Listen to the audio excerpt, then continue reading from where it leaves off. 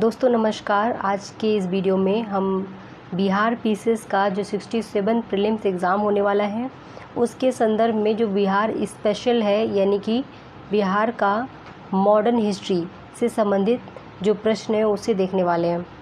उन प्रश्नों को देखने वाले हैं और काफ़ी महत्वपूर्ण वो प्रश्न है।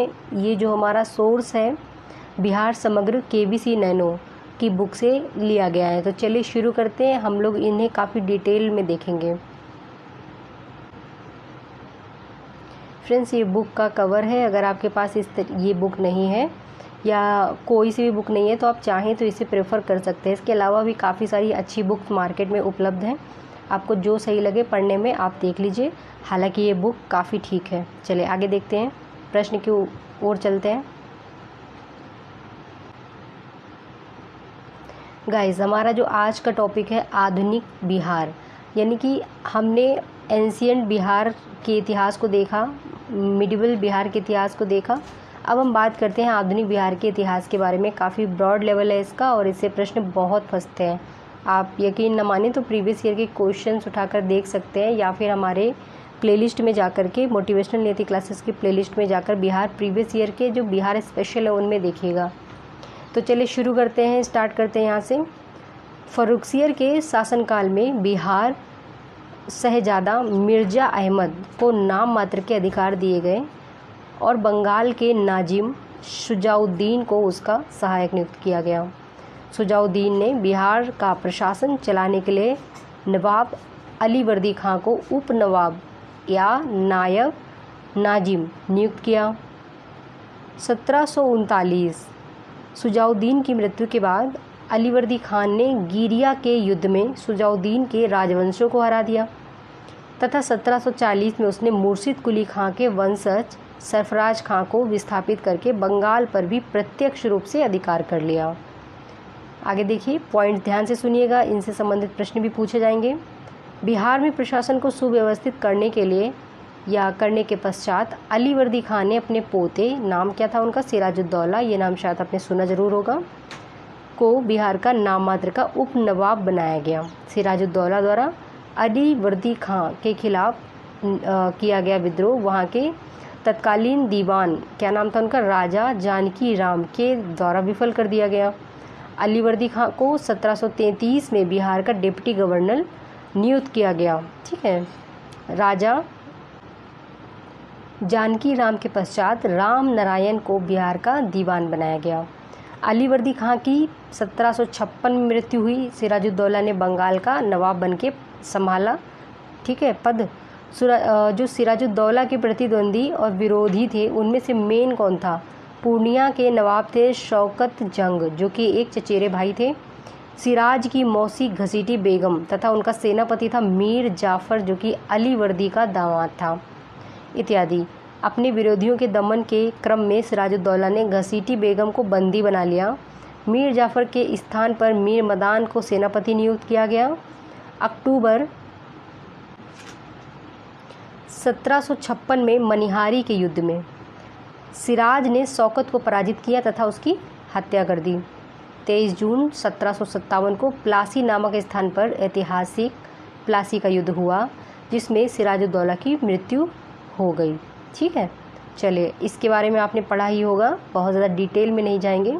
प्लासी के युद्ध के पश्चात लॉर्ड क्लाइव ने मीर जाफर को बंगाल का नवाब नियुक्त किया और उसके साथ पटना आ गया।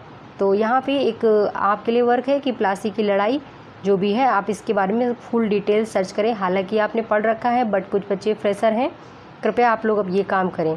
आगे देखें, लॉर्ड क्लाइव ने मीर जाफर के पुत्र मीरन को बिहार का उप नवाब नियुक्त किया, लेकिन वह नाम मात्र का प्रशासक था, जबकि वास्तविक जो सत्ता थी वो बिहार के नायब नाजिम राजा राम नारायण के हाथों में थी।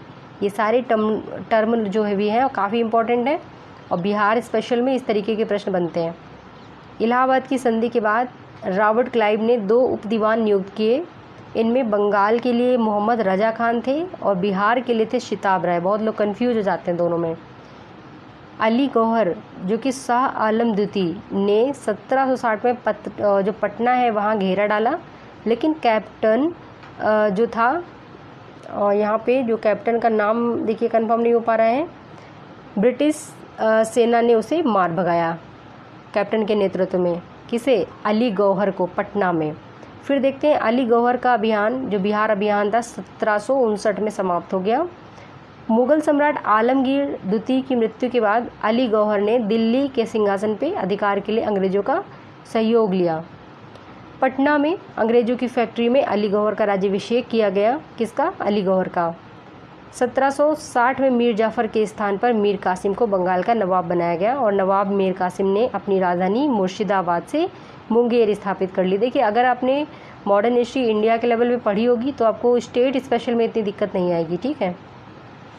1764 ईस्वी में अंग्रेजी सेना के साथ मीर कासिम, अवध के नवाब शुजाउद्दौला एवं भगोड़े मुगल शासक शाह आलम द्वितीय की संयुक्त सेना की मुठभेड़ हुई और बक्सर में जो है बक्सर युद्ध के नाम से जानी जाती है। इसका जो नेतृत्व किया हेक्टर मुनरो ने किया और इन तीनों के द्वारा मिलने के मतलब ये तीनों जो है मिल गए और उसके बाद में हेक्टर मुनरो एक तरफ से था, तो तीनों में बक्सर का युद्ध हुआ।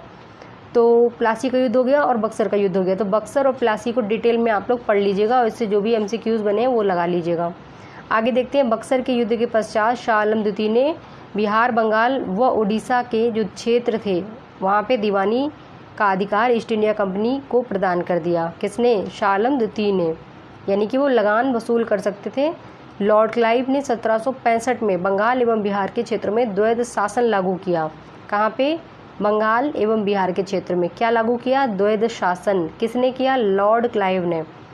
सर लियोनिल कार्टिस, ठीक है, लियोनिल कार्टिस ये एक ऐसा नाम है जिनको द्वैध शासन का जनक कहा जाता है। इस चीज़ को ध्यान रखिएगा। और जो लागू किसने किया था? तो लॉर्ड क्लाइव ने, बट जनक कौन है? तो सर लियोनिल कार्टिस।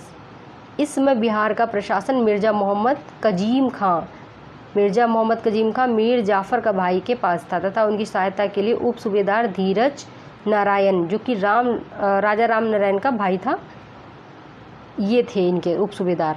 बात करते हैं आगे की। क्लाइव ने सितंबर 1765 में कजीम खां को पद से हटाया तथा उनके स्थान पर धीरज नारायण को नियुक्त किया। राजा राम नारायण और राजा सिताब राय बिहार के महत्वपूर्ण उप प्रांतपतियों में से थे। पटना में स्थित अंग्रेजों की जो फैक्ट्री थी, व्यापारिक केंद्र में उस जो मुख्य अधिकारी थे वो कौन थे? मिडल्टन को राजा धीरज नारायण और राजा सिताब राय के साथ एक प्रशासन मंडली का सदस्य 1766 में नियुक्त किया गया, ठीक है।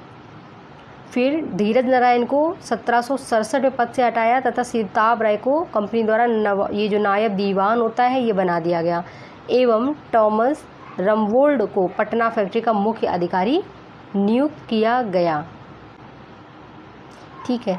तो यहाँ पे हम लोगों ने जो बेसिक देखा, उस बेसिक में हम लोगों ने आधुनिक बिहार के बारे में जो एक रूपरेखा थी, कौन कौन से वहाँ पे नवाब थे शुरुआती दौर पे, वो देखा। और इसी के टर्म में हम लोगों ने देखा कि जो प्लासी का युद्ध था, बक्सर का युद्ध था, वो इसी में हो गए। काफ़ी डिटेल से नहीं गए हम लोग, एकदम वन लाइनर में देख लिया, ठीक है। फिर इसके बाद में हमारा जो अगला टॉपिक है, बिहार में यूरोपियों का आगमन। यूरोपीय व्यापारी जो आए थे बिहार में, यानी आए तो भारत में, लेकिन किस प्रकार से वो अलग अलग क्षेत्रों में गए, भारत के अलग अलग हिस्सों में गए, और जब वो बिहार में गए तो वहाँ पे कैसे क्या क्या हुआ, कौन गया, क्रम क्या है, हर एक चीज़, ठीक है। इसके बाद हम इसके स्मरणीय तथ्य देखने वाले हैं। तो फ्रेंड्स चलिए बिहार में यूरोपीय व्यापारियों का आगमन देख लेते हैं, इसके बाद में हम कुछ क्वेश्चन सॉल्व करेंगे। सर्वप्रथम 17वीं शताब्दी में बिहार में यूरोपीय व्यापारियों का आगमन हुआ। 17वीं शताब्दी में बिहार में प्रारंभ में बिहार के शोरा व्यापार पर डच व्यापारियों का प्रभुत्व था। इसको ध्यान रखिएगा, यानी पूछता है अगर कि फर्स्टली जो सोरा था उसके व्यापार में किसका अधिकार था, तो ये सबसे पहले प्रभुत्व करे थे जो डच थे, उन्होंने किया। इसके बाद में जो है ब्रिटिशर्स वगैरह या पुर्तगाली वगैरह इन्होंने किया। तो डचों का पहले इसमें प्रभुत्व था। बिहार में सबसे पहले पुर्तगाली आए थे, एज यूजुअल कि वो इंडिया में सबसे पहले आए थे, तो वो हर जगह पहले ही गए होंगे। पुर्तगाली हुगली के जलमार्ग से पटना गए थे। किसके? हुगली के। पुर्तगाली अपने साथ क्या क्या जो है ले जाते थे, तो मसाला यानी कि जो स्पाइसेस होते थे, फिर चीनी मिट्टी के बर्तन लेकर आते, साथ में वे पटना से सूती वस्त्र भी ले जाते थे। आगे देखते हैं। डच कंपनी की स्थापना, ये प्रश्न सीधा आया था बिहार पीसीएस में, आई थिंक 2019 के प्रीलिम्स एग्ज़ाम में, 1632 में हुई थी। डच फैक्ट्री इस समय पटना कॉलेज के उत्तरी हिस्से में इसकी इमारत है, इस समय की बात हो रही है, यानी कि जब ये थे। जॉब चार्नक 1664 में पटना का फैक्ट्री जो थी वहाँ का प्रधान बनाया गया और इस पद पे 1680 तक रहा। सर जॉन मार्शल ने इस दौरान जॉब चार्नक के अधीन कार्य किया। किसने? जॉन मार्शल ने। जॉन मार्शल का नाम सुनते ही कुछ दिमाग में आया होगा। चलिए इसके बारे में आप लोग खोजिएगा। ये तीसरा वर्क है आपका। पहला है प्लासी का युद्ध, दूसरा है बक्सर का युद्ध, तीसरा है सर जॉन मार्शल। आपका 3 वर्क हो गया। आगे देखिए, बिहार के सूबेदार शाइस्ता खां द्वारा 1680 में अंग्रेजी कंपनी के व्यापार पर 3.5% कर लगाने से क्षुब्ध होकर जॉब चार्नक ने हुगली शहर को 1686 में लूट लिया था। ये भी एक बड़ी फैक्ट है, इसको ध्यान रखिएगा। फर्रुखसियर ने अंग्रेजों को बिहार एवं बंगाल में व्यापार करने के लिए 1717 में दोबारा स्वतंत्रता प्रदान कर दी, पहले बार दे चुका था। पटना फैक्ट्री को अंग्रेजों ने 1718 में पुनः खोला और इस दौरान कंपनी ने व्यापार में घूसखोरी की प्रथा को शुरू कर दिया। ठीक है। नवाब अली वर्दी खां के दबाव में आकर पटना फैक्ट्री 1750 में दोबारा बंद कर दी गई, लेकिन हॉलबेल ने प्रयास किया और 1755 में पटना फैक्ट्री को दोबारा शुरू किया गया। हॉलबेल कौन है? हॉलबेल के बारे में पता करिए कौन है। ठीक है, बताइए, पता करिए, कमेंट कीजिए, या आप अपने लिए पढ़िए, कमेंट करने की आवश्यकता फ़िलहाल नहीं है। चलिए आगे देखते हैं। हॉलबेल का एक काफ़ी मतलब हॉलबेल से जुड़ा हुआ एक वो हुआ था, कांड हुआ था। ठीक है, उसको याद करिए, पढ़िए, सर्च कीजिए। बिहार में यूरोपीय कंपनियों का आगमन कैसे आई, क्रम से देखते हैं ज़रा। कंपनी का नाम देखेंगे, स्थापना वर्ष और उत्पाद। पुर्तगाली फैक्ट्री 17वीं सदी के पूर्वार्ध में आई, सूती वस्त्र इसका उत्पाद था। डच जो थे वो नीदरलैंड से आए और 1632 में आए थे। अनाज, शोरे, सूती वस्त्र, ये इनका उत्पाद था। 1632 में ये बिहार में आए थे। ठीक है, ये भारत में कब आए थे ये अलग चीज़ हो गई, बिहार में कब गए थे ये बता रहे हैं। ब्रिटिश फैक्ट्री 1651 जो कि नील और सूती वस्त्र से संबंधित यानी इनका काम था। डेन फैक्ट्री 1774, इम्पोर्टेंट खास नहीं है। फ्रांसीसी 1734, ये भी इम्पोर्टेंट खास नहीं है। मेन चीज़ है आपकी कि ये कब आए थे, ये आपका याद रखना है, ईयर याद रखना है, किस लिए आए थे ये भी ध्यान रखना है। अब बात करते हैं, देखिए आपने इससे ज़्यादा पढ़ा होगा खुद से, मैं बस एक नज़र में बता रही हूँ कि जो स्मरणीय तथ्य हैं वो काफ़ी इंपॉर्टेंट होते हैं। अगर आप ये सब पढ़ेंगे तो सिर्फ आप पढ़ सकते हैं। चले 1713 में फर्रुखसियर का राज्याभिषेक कहाँ हुआ? पटना में हुआ। उसके बाद उसने जो है कहाँ पर जहांदार शाह को पराजित किया और मुग़ल सिंहासन पर बैठा, तो उसने आगरा में जहांदार शाह को पराजित किया। बिहार के सूबेदार सैयद हुसैन अली खां एवं उसका भाई अब्दुल्ला खां को सैयद बंधु के नाम से जाना जाता था, जो कि शासक निर्माता के रूप में फेमस हुए थे। क्या नाम था? सैयद हुसैन अली खां एवं अब्दुल्ला खां। फिर 1763 में मीर कासिम ने पटना में गिरफ्तार 148 कैदियों, जिनमें पटना के अंग्रेजी एजेंट एलिस भी था, की हत्या करवा दी। 148 कैदियों की हत्या किसने करवाई? मीर कासिम ने। यह घटना पटना हत्याकांड के नाम से विख्यात है। ये भी प्रश्न इंपॉर्टेंट है। क्लाइव ने 12 अगस्त 1765 में मुगल जो सम्राट थे शाह आलम द्वितीय से बक्सर युद्ध के बाद इलाहाबाद की संधि की। ठीक है, और इसके बाद बंगाल, बिहार एवं उड़ीसा की दीवानी प्राप्त कर ली। इलाहाबाद की संधि कब हुई थी ज़रा कमेंट करिएगा। जेम्स अलेक्जेंडर की अध्यक्षता में 1770 ईस्वी में रेवेन्यू काउंसिल ऑफ पटना के नाम से एक लगान परिषद का गठन किया गया। सर जॉन शोर की स्थायी बंदोबस्त व्यवस्था को बिहार में गवर्नर जनरल लॉर्ड जो कार्नवालिस थे, इनके द्वारा 1793 में लॉन्च किया गया, शुरू किया गया। जब ईस्ट इंडिया कंपनी को 1765 में बिहार का दीवानी अधिकार प्रदान हो गया, तो उसके बाद बिहार का प्रशासन चलाने के लिए नायब नाजिम अथवा उप प्रांतपति का पद बनाया गया। 1772 में वॉरेन हेस्टिंग ने सिताब राय को अपदस्थ किया तथा उसके पुत्र कल्याण सिंह को राय रायान की उपाधि दे दी। वर्ष 1770 ईस्वी के बाद 1783 में पुनः बिहार में अकाल पड़ गया। कब? 1783 में। हर समस्या के समाधान के लिए अनाज भंडारण के लिए पटना गोलघर का निर्माण हुआ। ठीक है, ये महत्वपूर्ण प्रश्न है।